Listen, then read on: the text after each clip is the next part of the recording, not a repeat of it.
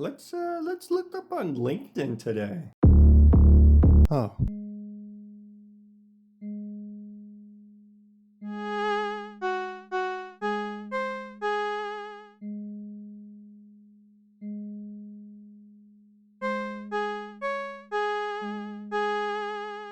So have you heard the news this week? Sony laid off 900 people. This just adds to the huge number of layoffs that have been this year for the games industry. But that's not all. There was also Electronic Arts laid off 670 people. Deck 9 Games, the studio that made Life is Strange True Colors, laid off 30 people. Then that was which came after the Sony Interactive layoff 900 people and closing the London studio. Which before that, Supermassive Games, 90 people. Electronic Arts, an unknown amount of people. Gameloft, 38 people. Yeah, it's it's kind of crazy. I don't want to feel like it's self-destructing, because a part of it might just be that we're all paying attention to the layoffs just because of the layoffs, you know what I mean? But still, it's pretty crazy. If you looked at one of my older videos, you know that I also lost my jobs with this last year with Blackbird Interactive. I think they laid off like 60 people, and I was one of them. And it's kind of interesting because last year this stuff started, and it kind of felt like, this might just be a little bit of a thing. I remember a lot of my friends were like, in February it's going to pick back up. That's what they're all saying. And it's February now, and like 1,000 plus people have been laid off. So I guess that didn't work. Games are really expensive to make now. There's a ton of bloat in the industry, and I saw some of it at the places I've worked at. There's a lot of things that are kind of unnecessary, and that's really big, like studio spaces that now with remote work and hybrid work, no one really goes to. It's like millions are wasted on these areas. And I think a lot of these studios are just so excited about the fact that they can grow and be huge that they don't look at what actually can be a successful long-term way to go about living. I think this thought of, we can hire more, we can get a huge studio space, we can now fill some of these roles that we kind of wanted to fill, like an entire cinematics team or something, when maybe some of these things aren't necessary. Before that, Unity, 2,000 people. Before that, Bosa Studios, 19 people. And then Archaeact, an unknown amount, but they were first to the punch. And there's like a lot of wasted money on that kind of stuff. So I think that's an aspect.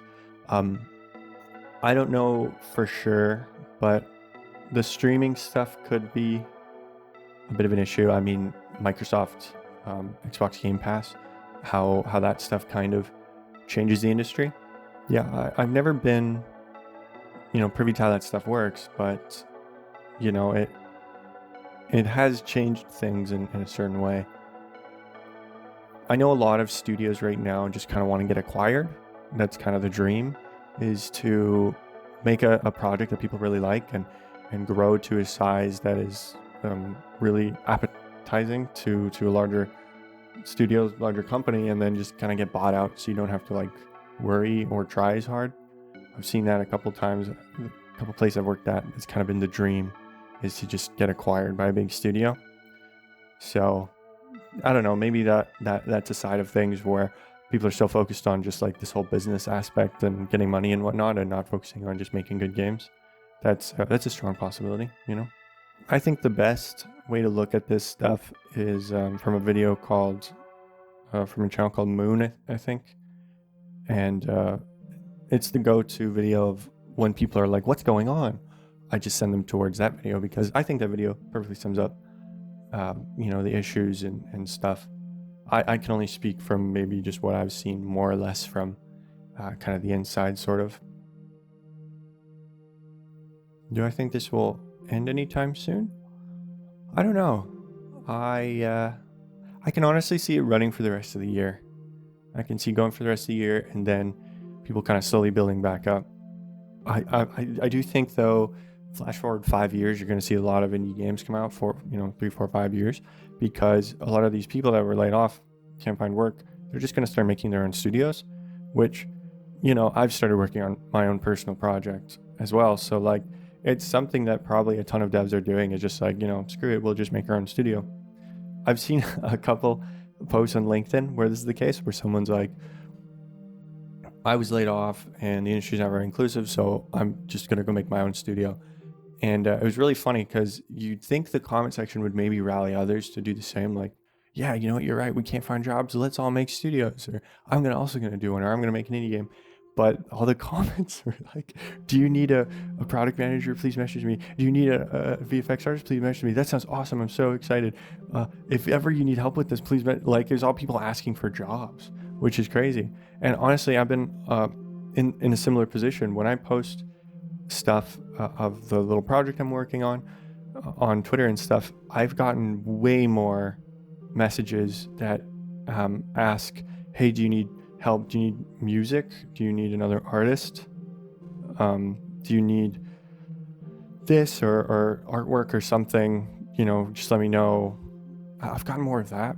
And instead of, oh, your stuff looks good, maybe you'd like to help us out, or something like that. You know what I mean? Like, I've gotten more job asks than job offers, which is like totally fine. I'm not doing this to get job offers or anything, but I don't know. I don't like seeing it where it's like, here's my thing, and someone's like, cool, can you hire me to work on it? Like, that's not what I'm doing here. But also, do you need a job?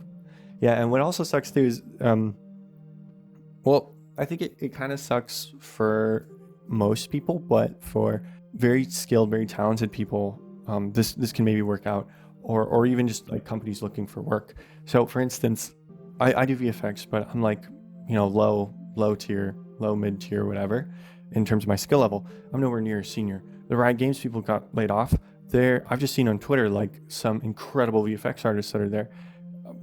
All these remote jobs that I'm applying for, they're probably applying for too, because it's not that much, which is insane. Like, when you do a job hunt for games jobs, there's probably like 12, maybe like a month, 12 good ones. So if we're all competing technically for these jobs, and there's actually like very talented legendary workers, all the kind of lower end people aren't really gonna get anything, and it shows in the job postings, where it's always like senior level positions, or something higher, not higher, senior adjacent, mid to senior level roles, which makes sense. If now there's tons of senior and mid-level workers in the market looking for jobs, you can really fill up those slots, and you can fill them up for pretty cheap too. A lot of these people work for less. I was willing to work for less too. So yeah, I think it'll be rough. That's probably an understatement. I don't want to be like, it's all over, it's all gone to crap, because I actually don't think so, but I think it's still gonna be pretty rough for a while.